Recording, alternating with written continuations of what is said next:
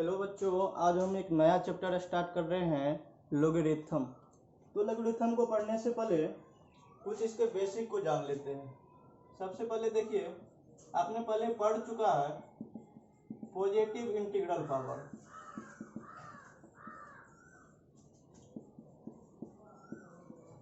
Positive integral power में देखिए, यदि कोई मान के चलो कि a पर पावर x हो, इसका मतलब a into a into a into a into dot dot x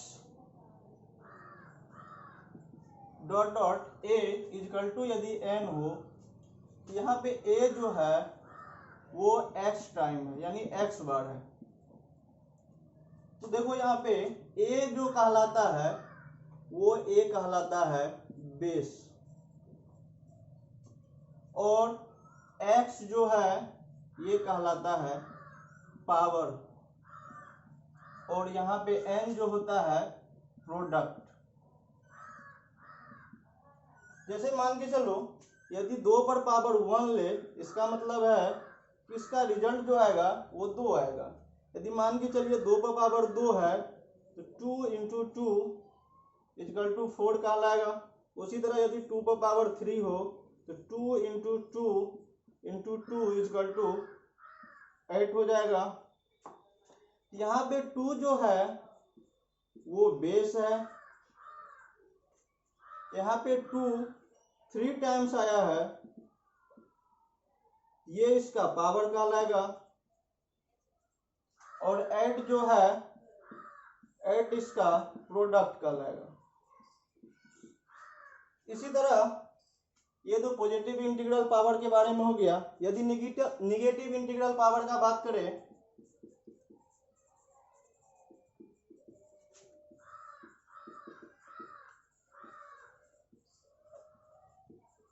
ये जो होता है a पर पावर n, a पर पावर माइनस n इजकल टू, या a पर पावर बोल सकते हैं कि minus x equal to 1 by a पर पावर x, यानी ये जो होता है पॉजिटिव इंटीग्रल पावर का उल्टा होता है। जैसे मान के चलिए यदि आप लोग पहले बनाए होंगे कि 2 पर पावर माइनस 2 क्या होगा, इसको हम लोग सबसे पहले इसको लिखेंगे 1 बाय 2 पर पावर 2 और 1 बटे 2 इंटू 2, इसका जो रिजल्ट आएगा वो 1 बाय 4 आएगा। इसी तरह यदि हम 0 पावर का बात करेंगे, ये आप लोग जानते होंगे कि a पर पावर 0 बराबर, यानी किसी भी चीज पर पावर यदि 0 होगा तो वो 1 के बराबर होगा। यानी आप लोग पहले पढ़ चुके हैं पॉजिटिव इंटीग्रल पावर a पर पावर x बराबर, यानी a यदि x टाइम होगा तो यहाँ पे a जो होगा वो इसका बेस कहलाएगा। x पावर में है तो x जितना बार होगा x टाइम है तो ये इसका पावर कहलाएगा, और n यहाँ पे प्रोडक्ट कहलाएगा।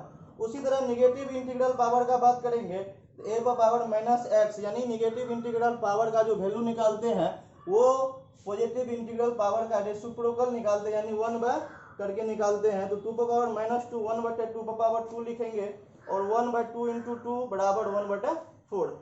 तो यहाँ पे देख रहे हैं कि यदि पावर पॉजिटिव होगा, यानी पॉजिटिव इंटीग्रल धनात्मक पूर्णांक है, तब तो हम लोग निकालना जानते हैं।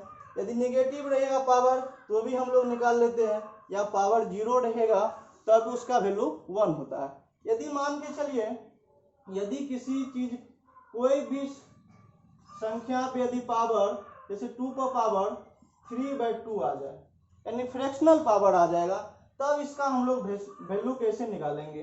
यदि मान के चलिए 5 पर पावर 3 बाय 4 आ जाएगा, ये इसका भी पावर फ्रैक्शनल है, या 2 पर पावर 1 बाय 2 आ जाएगा, इसका भी पावर 2 पर जो है 1 बाय 2 है, यानी फ्रैक्शनल पावर है। तो ये हम लोग कैसे निकालेंगे, इसी को फ्रैक्शनल पावर को निकालने के लिए ये चैप्टर हम लोग को पढ़ना है लोगरिथम।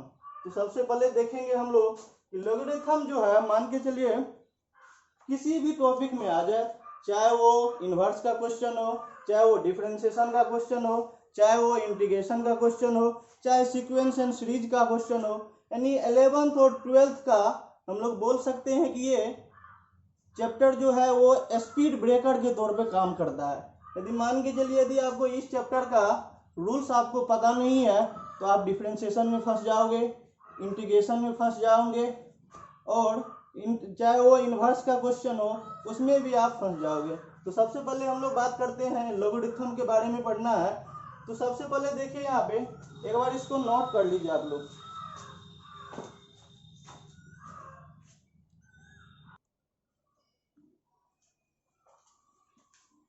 तो देखो यहाँ पे सबसे पहले बात करते हैं, यदि 2 का पावर 1 होगा तो ये 2 होता है, 2 का पावर यदि 2 होगा तो ये 4 होता है, 2 का पावर 3 होगा तो ये 8 होता है, और 2 का पावर 4 होगा तो 16 होता है। यानी सबका पावर जो है ये पॉजिटिव इंटीग्रल पावर है।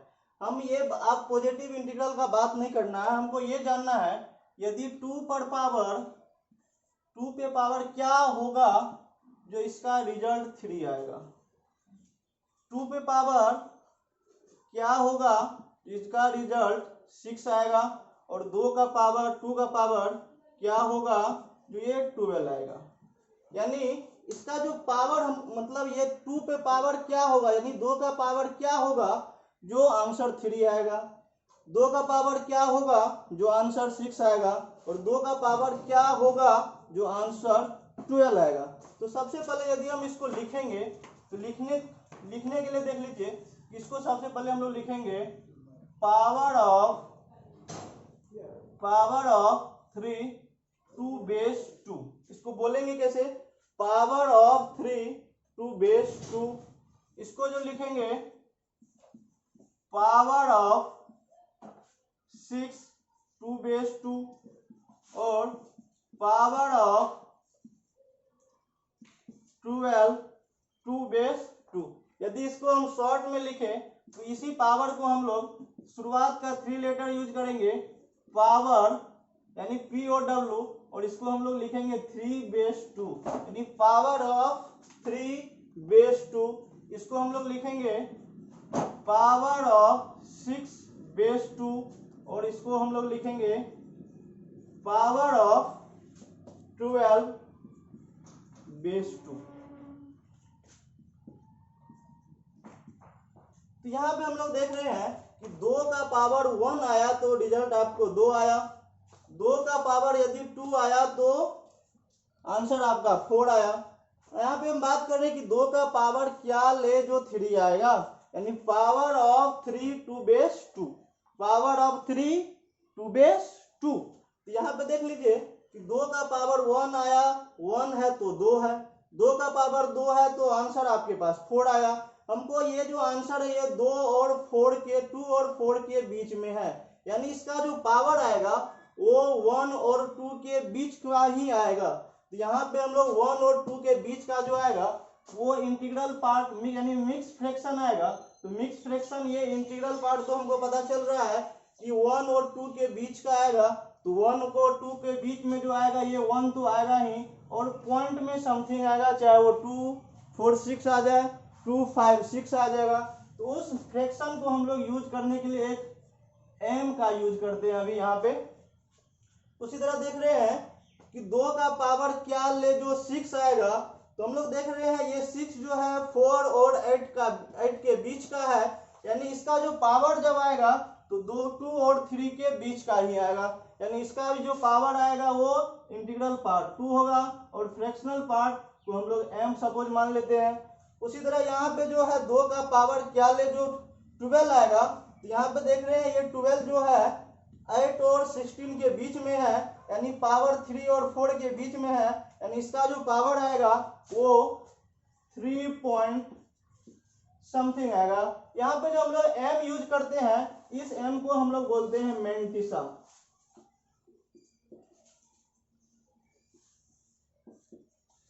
तो यहाँ पे जैसे मान के चलिए मिक्स फ्रैक्शन कोई है 2.56, यहाँ पे 2 पार्ट है, एक तो इंटीग्रल पार्ट है दूसरा फ्रैक्शनल पार्ट है। यहाँ पे इस फ्रैक्शनल पार्ट को ही हम लोग यूज करेंगे मैंटिसा। तो यहाँ पे देख रहे हैं आप लोग कि पावर और लॉग कुछ नहीं है, लॉग जो है पावर ही है, जैसे मान के चलो हम लोग जैसे यहाँ पे पावर यूज करते हैं, उसी तरह पावर से पहले यहाँ पे लॉग का यूज ग्रीक भाषा में यूज किया गया। ग्रीक जैसे मान के चलो हम लोग पानी, यानी आप लोग पर्यायवाची शब्द पढ़े होंगे, पानी को जल कहते हैं, नीर कहते हैं, रस कहते हैं, जीवन कहते हैं। उसी तरह पावर का जो पर्यायवाची शब्द होता है वो हम लोग लॉग बोलेंगे, इंडेक्स बोलेंगे। तो यहाँ पे हम लोग बोल सकते हैं कि पावर कुछ नहीं है सिवाय लॉग के, यानी जब ये पावर को हम लोग लॉग में यूज करेंगे, इसी को हम लोग बोल सकते हैं कि लॉग, यानी लॉगरिथम का शॉर्ट नेम क्या बोल सकते हैं, पहला 3 लेटर लॉग। तो जैसे मान के चलिए इसको जब हम लोग लिखेंगे लॉग 16 टू द बेस 2, यानी 2 का पावर क्या ले जो 16 आएगा,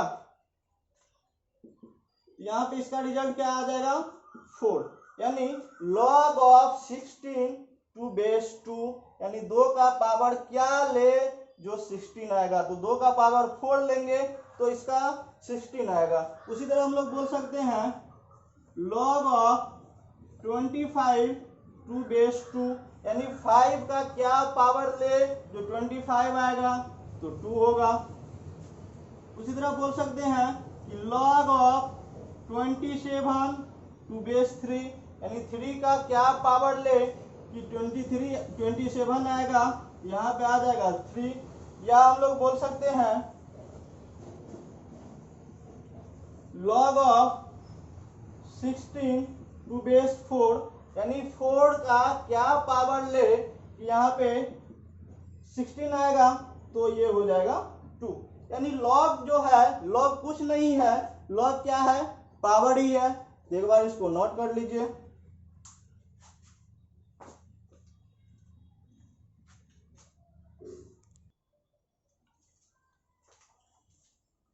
अब देखिए यदि कोई एक्सप्रेशन दिया हुआ है कि a into a into a into a into dot dot ए, यानी a आपके पास x टाइम है,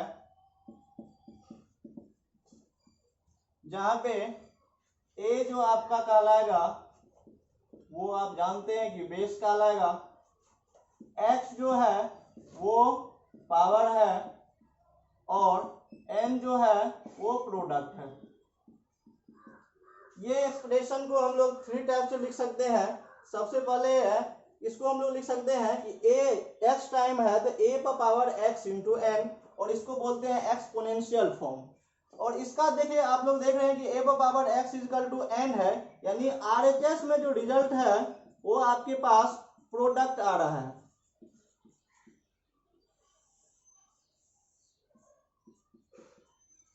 RHS में जो रिजल्ट है एक्सपोनेंशियल फॉर्म में वो क्या है, n है, जिसको हम लोग प्रोडक्ट बोलते हैं। यहाँ पे दूसरा टाइप आता है लॉगरिथमिक फॉर्म, जिसको हम लोग बोलते हैं ये a पर power x equal to n है, यानी a का क्या पावर ले जो n आएगा, यानी log ऑफ n, इसको पढ़ेंगे log of n to the base a, log of n to the base a equal to x, ये कहलाएगा लॉगरिथमिक फॉर्म। और इसके RHS में हम लोग देख रहे हैं कि RHS में x है जो पावर कहलाएगा, यानी लॉगरिथमिक फॉर्म के जो RHS में रिजल्ट आएगा वो आपके पास आएगा पावर।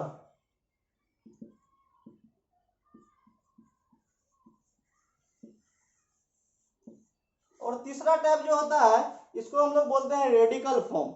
इसको जो हम लोग पढ़ेंगे xth root of n equal to a, xth root of n equal to a, या हम लोग बोल सकते हैं कि n पर power 1 by x equal to a, ये कहलाता है रेडिकल फॉर्म। और देख रहे हैं हम लोग इसके जो रिजल्ट में आता है RHS में वो क्या है, बेस है।